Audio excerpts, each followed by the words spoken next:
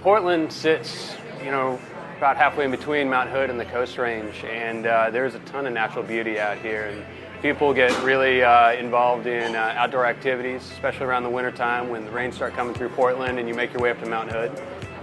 It's one of the things that inspired us when we were set out to do our restaurant. What would be good food for people living in a climate like this?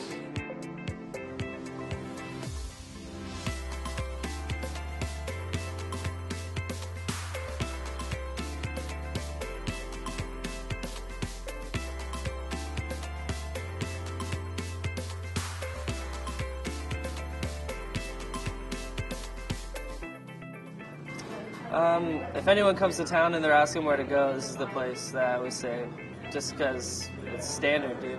The Reggie is fried chicken with bacon and cheese on top, and then gravy all over the biscuits. I like it because it tastes better than my mom's biscuits and gravy, and then the fried chicken is huge, juicy, the bacon is crispy, and the cheese is melty.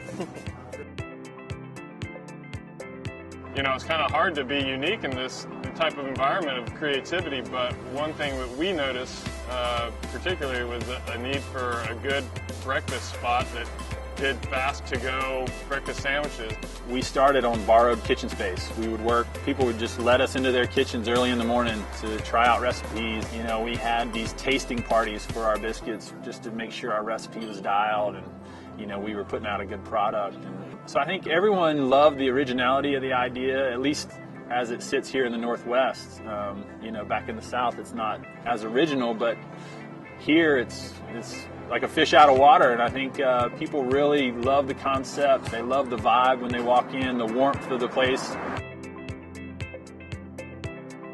So I arrived in Oregon in 2004. Walt and Brian were both already living here. They're friends of mine from back in North Carolina. Pine State and the restaurants that we have out here, to us, they're pretty near and dear to what we know from back in North Carolina.